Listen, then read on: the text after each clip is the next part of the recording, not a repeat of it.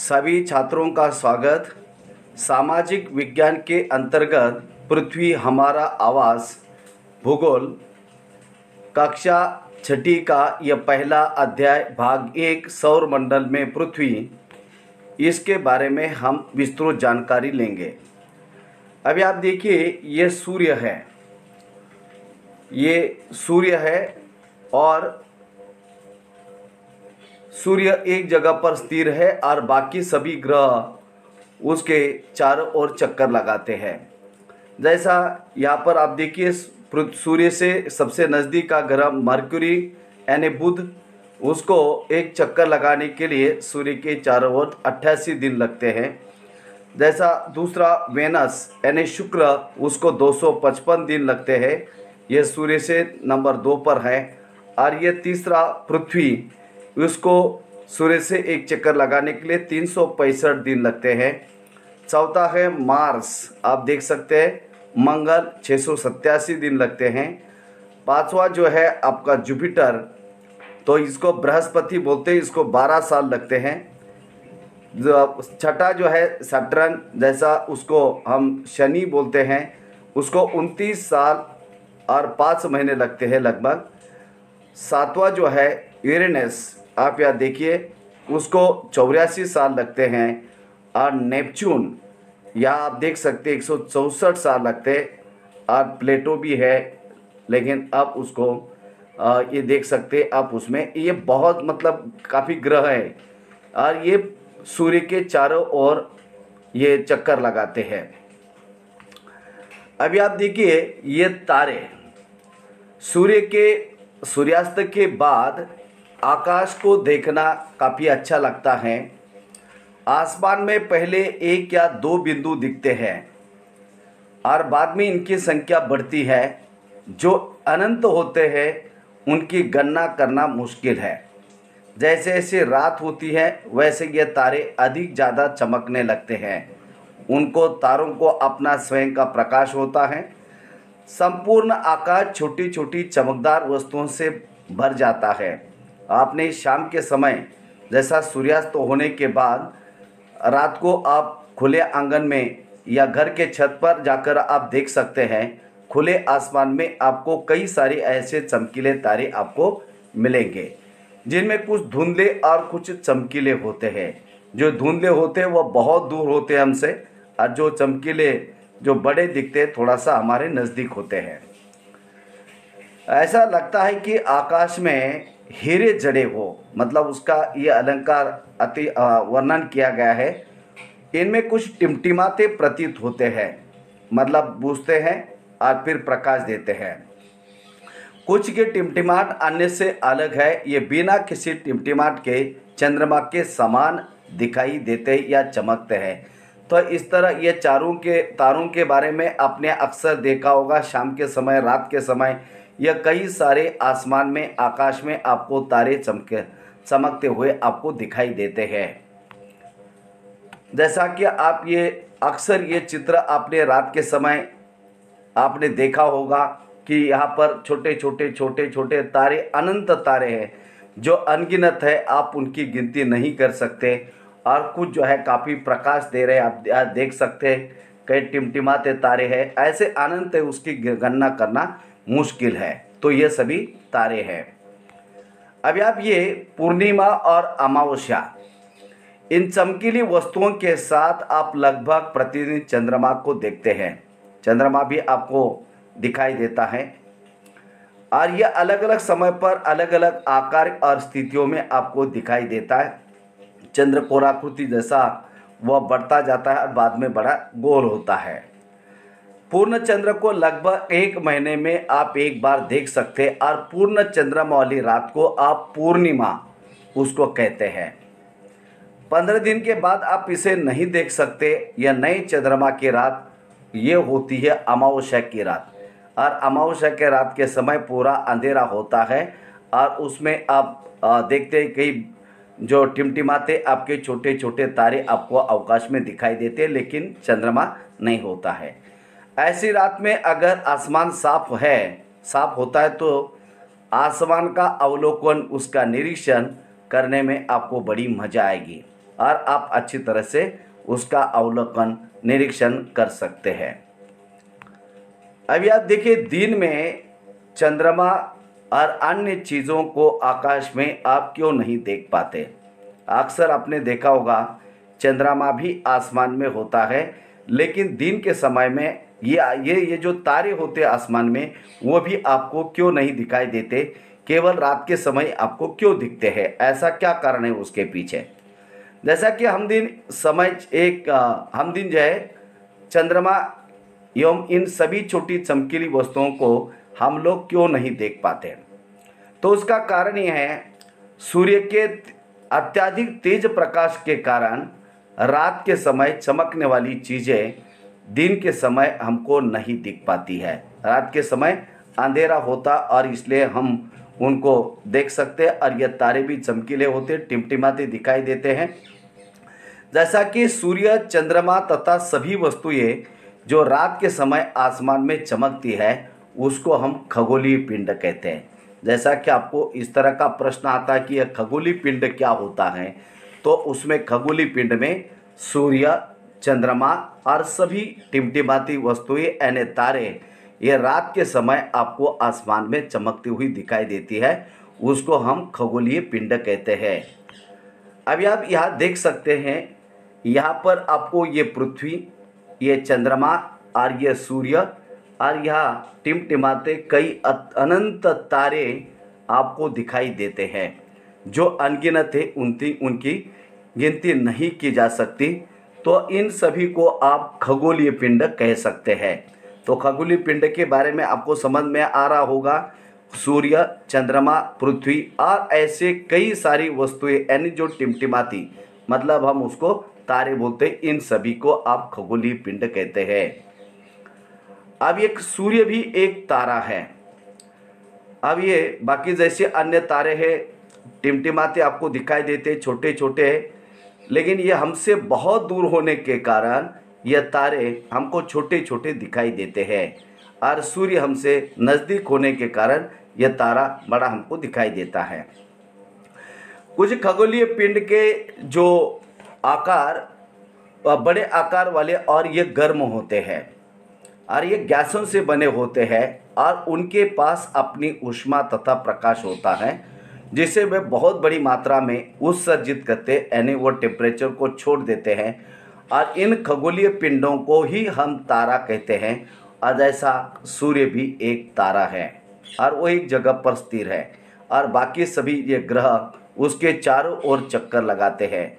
रात के समय चमकते हुए अनगिनत तारे सूर्य के समान ही है, सूर्य के समान ही आपको दिखाई देते हैं, लेकिन हम उससे बहुत दूर होने के कारण हम लोग उनकी ऊष्मा या प्रकाश को महसूस नहीं करते, तथा वे अत्यंत छोटे से हमको दिखाई देते हैं। तो ये तारे भी जो है आप देख सकते हैं। अभी हम लिए सूर्य का जो काफ़ी उसको अलग अलग, जैसा भास्कर भी कहते हैं, जैसा ये सन या सूर्य भी उसको कहते हैं। आप देख सकते हैं काफ़ी का चमकीला आपको दिखाई दे रहा है, जैसा ऐसा लग रहा है ये आग का गोला आपको दिखाई दे रहा है। अब ये जो सूर्य है, सूर्यमंडल में स्थित एक तारा, जिसके चारों तरफ पृथ्वी सौरमंडल में अन्य अवयव आपको ये घूमते हुए दिखाई देते हैं। पृथ्वी और सौरमंडल में अन्य चीजें। सूर्य हमारे सौरमंडल का सबसे बड़ा पिंड है, जो खगोलीय पिंड का भाग है, ये एक तारा भी है। अब उसका व्यास यदि हम देखते हैं तो 13,90,000 किलोमीटर, जो पृथ्वी के लगभग 109 गुना बड़ा है। इससे आप अंदाजा लगा सकते हैं कि ये सूर्य पृथ्वी से काफ़ी बड़ा है। अब जो ऊर्जा है, ये ऊर्जा का भंडार मुख्य रूप से हाइड्रोजन और हीलियम जैसे गैसों का विशाल गोला है। सूर्य से पृथ्वी की औसत दूरी लगभग 14,96,00,000 किलोमीटर इतनी है, तथा सूर्य से पृथ्वी पर प्रकाश आने में लगभग 8.3 मिनट का समय लगता है, और सूर्य के सरफेस पर तापमान लगभग 5,778 यानी लगभग 6,000 केल्विन इतना होता है। तो उससे आप अंदाजा लगा सकते हैं कि यहाँ पर पहुँचना हमारा मुश्किल क्या नामुमकिन है, हम वहाँ जा ही नहीं सकती, इतना अत्यधिक टेम्परेचर तापमान सूर्य पर है। अब ये नक्षत्र मंडल के बारे में हम देखेंगे। रात्रि में आसमान की ओर आप यदि देखते हैं तो आपको तारों के विभिन्न समूहों द्वारा बनाई गई विभिन्न प्रकार की आकृतियाँ जो आप देखते हैं उसको आप नक्षत्र मंडल कहते हैं।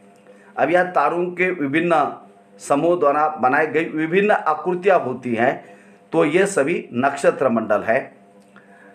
बहुत आसानी से पहचान में आने वाले ये नक्षत्र मंडल है। आप रात के समय आप अपने किसी पड़ोसी या अपने परिवार के बड़े किसी सदस्य को आप ले जाकर घर के छत पर या खुले आसमान में आप मैदान पर जाकर आप देख सकते, आपको ये नक्षत्र मंडल मिलेगा।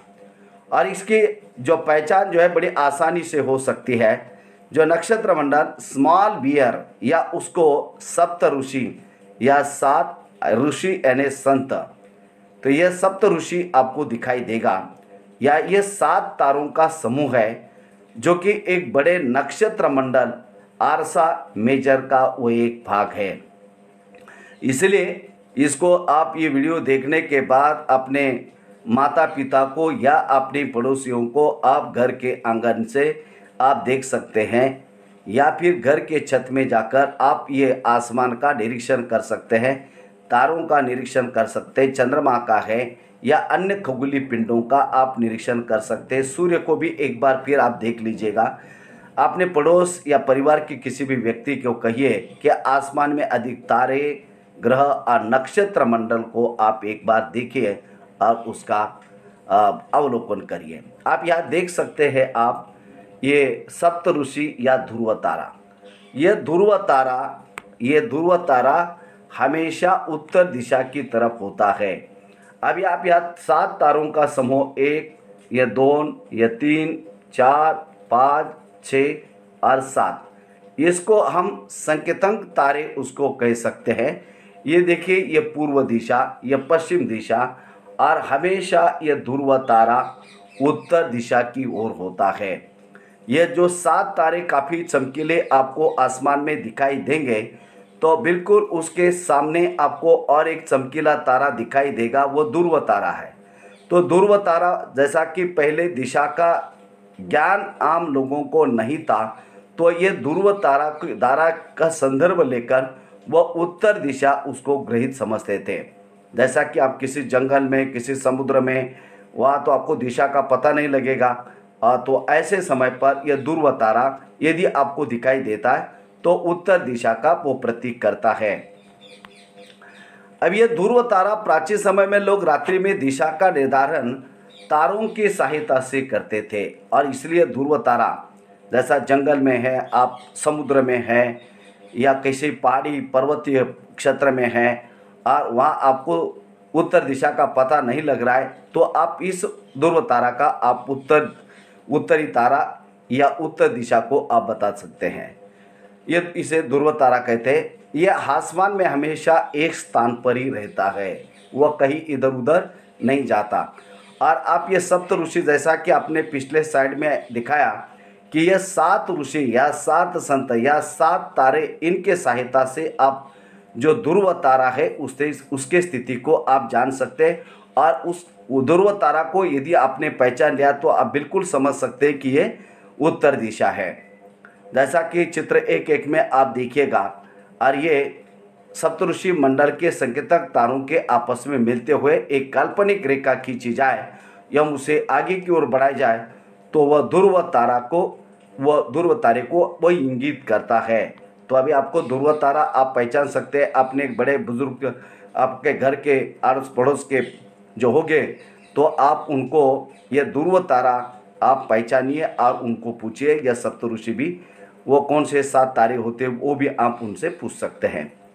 अब ये जो ग्रह होता है, कुछ खगोलीय पिंडों में अपना प्रकाश एवं ऊष्मा नहीं होती। जैसा अभी हमने देखा, सूर्य हो या तारे हो, उनको अपना खुद का प्रकाश होता है, अपनी खुद की ऊष्मा होती है।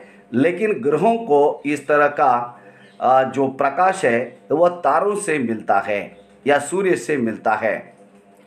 ऐसे पिंड को हम ग्रह कहते हैं। ग्रह अंग्रेजी में प्लैनेट, उसे कहते हैं। और ग्रीक भाषा में प्लेनेटाइड शब्द से यह बना है, जिसका अर्थ परिभ्रमक, चारों ओर घूमने वाला। ये घूमता रहता है, क्योंकि ग्रह ये स्थिर नहीं है, सूर्य एक जगह पर स्थिर है। पृथ्वी जिस पर हम रहते हैं वो एक ग्रह है। जैसा नीला ग्रह, वहाँ यहाँ पर आपको स्थल मंडल भी मिलता है, यानी ज़मीन मिलती है, पानी मिलता है, जीवन मिलता है, वनस्पति मिलती है। तो ये सभी प्रकार की चीज़ें आपको, ये अनोखा ग्रह हम इसका पृथ्वी को कह सकते हैं। ये अपना संपूर्ण प्रकाश उष्णा सूर्य से प्राप्त होती है। जैसा कि हमने देखा, सूर्य से पृथ्वी को जो ऊष्मा है प्राप्त होती है, प्रकाश प्राप्त होता है, जो पृथ्वी के सबसे नज़दीक का तारा है। पृथ्वी को बहुत अधिक दूरी से, जैसे चंद्रमा से देखने पर या चंद्रमा की तरह चमकती हुई भी ये प्रतीत होती है। तो ग्रहों के बारे में भी आपको जानकारी ये मिल गई। और यहाँ पर आप फिर एक बार आप देख सकते हैं, यहाँ पर यह सूर्य है, यह सौर मंडल का ये प्रमुख, यह खगोलीय पिंड का एक प्रमुख है ये सूर्य। जैसा आप यहाँ देख सकते हैं, मरकुरी यानी बुध आपको यहाँ दिखाई देता है। वेनस यानी शुक्र आपको यहाँ दिखाई दे रहा है। अर्थ या 3 नंबर पर आप देख सकते हैं यह पृथ्वी, जहाँ पर हम निवास करते हैं। इसके अलावा मार्स या मंगल को आप यहाँ देखिएगा, बृहस्पति या जुपिटर को देखिए, ये शनि या सैटर्न को देखिए, ये यूरेनस और ये नेपच्यून। तो इस तरह ये 8 ग्रह सूर्य के चारों ओर चक्कर लगाते हैं। और मैंने पहले वाले ही स्लाइड में बताया कि उनको सूर्य के चारों ओर भ्रमण करने के लिए कितना समय लगता है। और आप अपनी किताब में भी ये आकृति दी हुई है, उसमें आप परिभ्रमण या घूर्णन के बारे में अधिक आप जानकारी ले सकते हैं। तो यह सौर मंडल में पृथ्वी का स्थान क्या है ये आपने देखा। तो इस तरह आसमान में दिखने वाला चंद्रमा एक उपग्रह है, और यह हमारी पृथ्वी का सहचर है, पृथ्वी के साथी है। इसके चारों ओर चक्कर लगाता है, और हमारे पृथ्वी के समान 7 अन्य ग्रह जो सूर्य से प्रकाश एवं ऊष्मा प्राप्त करते हैं, उनमें से कुछ के पास अपना चंद्रमा भी है। तो इस तरह आपने भाग पहले में देखा कि यह सूर्य क्या है, खगोलीय पिंड क्या है, सप्तऋषि क्या है, ग्रह क्या है, इनके बारे में हमने जानकारी ली।